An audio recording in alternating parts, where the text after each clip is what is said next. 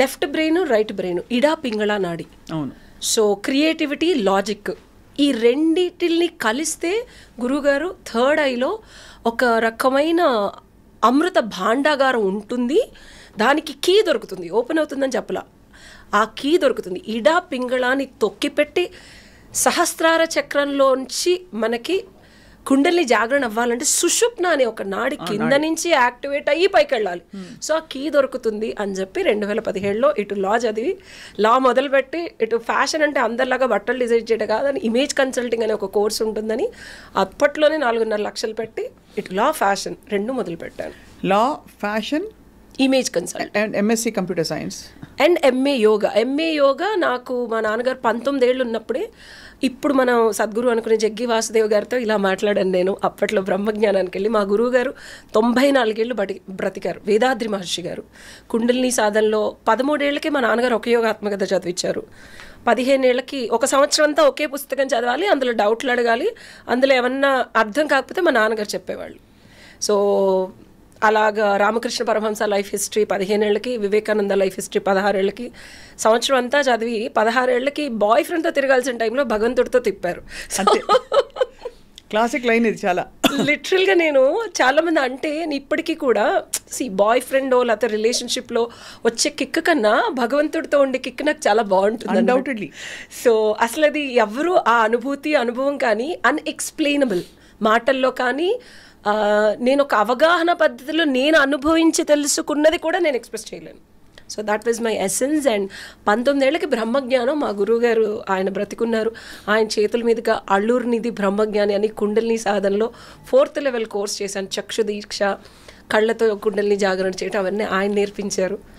So మీరైతే ఆధ్యాత్మిక సాధనలో ఉండడమే కాకుండా మీరు జాగృతం చేసే అది 19 ఏళ్ళకి నేను మా గురువు గారి దగ్గర, నా చుట్టుపక్కల వాళ్ళందరూ 50 ఏళ్ళు 60 ఏళ్ళ వాళ్ళు, అప్పుడు వాళ్ళతో ఎందుకు జాగృతం చేసుకోవాలి ఉష గారు? ఇవన్నీ చేసుకోవాలంటే ఎవరు చేసుకోలేరండి. కాయకల్ప అనేది కూడా మా గురువు గారు నేర్పించారు. అంటే సెక్షువల్ ఎనర్జీని ఎలా కావాలంటే అలా మార్చుకునే ఒక టెక్నిక్ అది మా నాన్నగారు నాకు నేర్పించారు. ఎందుకంటే చిన్నప్పుడు ఆడపిల్ల ఎట్లా పడతాయి, ఇప్పుడు టీనేజ్ పిల్లలు ఈ రిలేషన్షిప్స్ ఇష్యూస్కి ఇవన్నీ మనం వస్తే అవి రాకుండా ఒక ప్రకృతి నుంచి బిడ్డకి ప్రొటెక్షన్ అనేది మా నాన్నగారు ఇవ్వలేరు.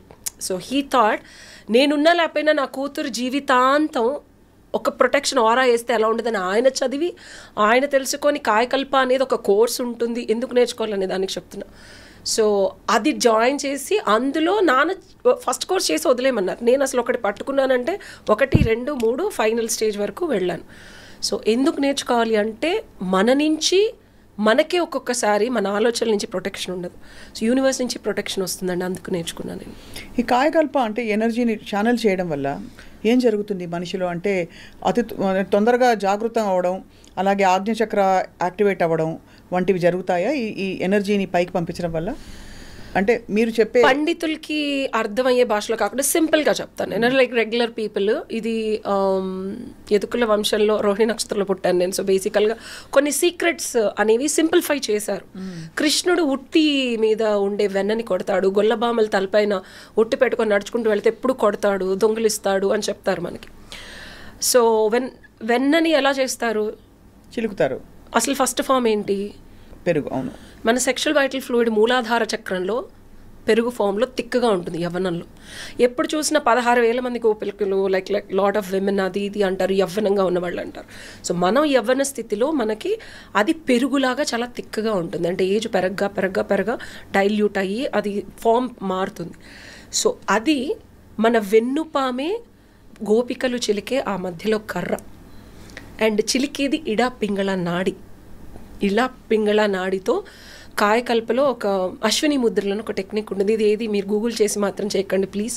ఇది ఓన్లీ గురుముఖంగానే నేర్చుకోవాలి. చాలా జస్ట్ 2,000 రూపీస్ ఆన్లైన్లో కడితే నేర్చుకోవచ్చు. సో చిలికినప్పుడు ఇడా పింగళ నాడితో సుషుప్న ఓపెన్ అవుతుంది. సో అశ్విని ముద్రలు వెయ్యగా సో ఆ సెక్షువల్ వైటల్ ఫ్లూయిడ్ థిక్గా ఉండేది మజ్జిగగా మారుతుంది. మారగానే వదిలేస్తారు, సాధన సిద్ధించదు. అందుకే గురువు ముఖంగానే వెళ్ళాలి. ఇది వెళ్ళినప్పుడు ఏమవుతుందంటే సుషుప్న నాడి ఓపెన్ అవుతుంది. ద మూమెంట్ నాడి ఓపెన్ అయినప్పుడు కింద నుంచి వెన్న వస్తుంది.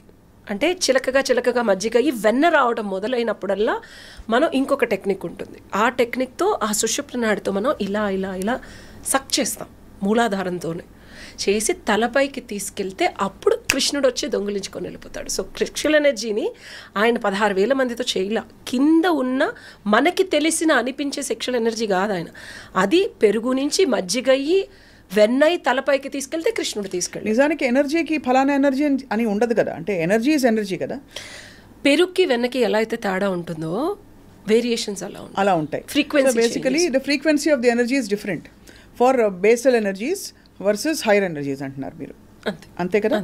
సో మీరు ఇది అంటే ఇవన్నీ నేర్చుకోవడం వల్ల ఉష గారు మీకు లైఫ్లో జరిగిన మార్పులు ఏంటి అంటే what have you realised about the grandiosity of life?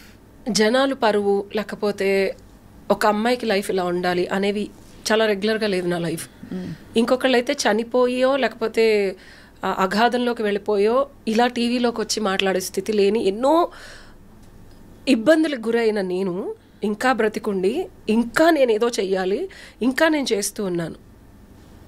అది దాని అంటే అఫ్ కోర్స్ ఇవి అత్యంత వ్యక్తిగతం అయి ఉండొచ్చు. వాట్ ఈస్ ద నేచర్ అంటే జరిగిన సంఘటనల నేచర్? ఇది సాధన చేయడం వల్ల ఏమవుతుందంటే చిత్రగుప్తుడు, నేను మిస్టర్ చిప్ అంటాను, నేను ఎంఎస్సి కంప్యూటర్స్ కాబట్టి ర్యామ్ రోము అది అందరికీ అర్థం అవుతుంది. అందరు software random access memory read only memory లాగా కాన్షియస్ బ్రెయిన్లో మనకు కొంత అర్థం అవుతుంది. సో అది అర్థం చేసుకొని అంతవరకే ఆలోచించి అయ్యో నాకు బాధ కలిగింది, అయ్యో ఇది జరిగింది అది జరిగింది అంటాం. సో చిత్రగుప్తుడి చిట్టాపద్దులు ఒక్కసారి సాధన వల్ల యాక్టివేట్ అయినప్పుడు సంచిత క్రియామయ ఆగమయ ప్రారంధ కర్మలన్నీ యాక్టివేట్ అవుతాయి. ఒక మనిషి ఒక లైఫ్ టైంలో కొంత హ్యాండిల్ చేయగలరు. సో మనకి రీడ్ ఓన్లీ మెమరీలోంచి కొంత ఇన్ఫర్మేషన్ వచ్చి ర్యాండమ్ యాక్సెస్ మెమరీలో పడేస్తారు. ఎంతవరకు హ్యాండిల్ చేయగలరు రెగ్యులర్ పీపుల్ అంతే చేస్తే ఈ లైఫ్ చచ్చిపోతారు. బట్ సాధన చేయడం వల్ల ఏమవుద్దంటే స్వప్న గారు, you have access to different information. ఈ జన్మలో ఇక్కడ చేసాము, ఈ కర్మ కుదిరితే ఈ సినారియోలో ఇక్కడ ఫుల్ఫిల్ చేసేసుకోవచ్చు. దాన్ని హ్యాండిల్ చేయగలిగిన శక్తి, యుక్తి, శరీర దృక్పథం ఈ అమ్మాయికి ఉంది. ఓకే లెట్స్ క్లీన్ అని నేను సాధనలో ఓకే నాకు ఇది రాబోతుంది, దీనివల్ల ఎంత గట్టిగా దెబ్బ తగిలిపోతుంది, అయినా ఇది కర్మ క్లీన్జింగ్ కాబట్టి ఓకే నాకు ఇవ్వండి అని చెప్పి నేను హ్యాండిల్ చేసిన సిచ్యువేషన్స్ చాలా ఉన్నాయి. చూసే వాళ్ళకి అది చాలా చాలా జుగుప్సాకరంగా ఉన్నా for me I love troubles. ఇంకా ఏమన్నా ఉంటే భగవంతుడా ఇచ్చేయి, ఇంకా నాకు ఓపిక ఉన్నప్పుడే నేను పడిపోతాను. సచ్ దట్ ఈ కుండ ఏదైతే ఉందో ఇలాగ మనం ఒక సూది గుచ్చితే ఎలా అయితే చిత్రగుప్తుడు పడుతుందో యూనివర్స్ దాన్ని క్లీన్ చేయడానికి ట్రై చేస్తుంది. అంటే మీ దృష్టిలో ప్రతి వాళ్ళ లైఫ్లో అండ్ ఎస్పెషల్లీ మీ లైఫ్లో కూడా ఒక విధమైన balance to be settled, dues to be settled అలాంటివి కర్మలు అనుభవించాలి. ప్రతి హ్యూమన్ లైఫ్లో ఉంటాయి, ప్రతి లివింగ్ బీయింగ్ యాక్చువల్గా, బట్ వాటికి తెలియదు మన కాన్షియస్నెస్ ఉంటుంది. అసలు మనిషి పర్పస్ ఏంటని అడిగితే మనిషి పర్పస్ అనేది ప్రతి మనిషి పర్పస్ తను తెలుసుకోవాలి, ఎవరు చెప్పలేరు అది. ఎందుకంటే కాదు అది ఓకే. ఇప్పుడు డైనోసార్స్ అన్నారు మీరు ఇందాక, కొంచెం ఆ భూమి మీదకి వచ్చి ఆ ఎగ్జాంపుల్స్తో మాట్లాడడం. డైనోసార్స్ ఎందుకు పుట్టాయంటే వాటికి ఏదో పర్పస్ ఉంటుంటుంది. లేదా ఈ పర్పస్ అనేది మనిషికి మాత్రమే అంటారా, ప్రతి జీవరాశికి ఉండంటారా? మీరు అంటే నేర్చుకున్న మీ జ్ఞానం ప్రకారం ప్రతి జీవరాశికి ప్రతి దాంతోనూ కనెక్షన్ ఉంది. కరెక్ట్, అవును. ప్రతి ఇప్పుడు నేను మిమ్మల్ని కలిసాను, ఇక్కడ చీమ వెళుతుందంటే అది నా కాలు కింద పట్టు, అలా ప్రతి దానికి కనెక్షన్ ఉంది. నా పర్పస్ ఫుల్ఫిల్ అవ్వాలంటే అది చచ్చిపోవాలి. So everything has its own purpose.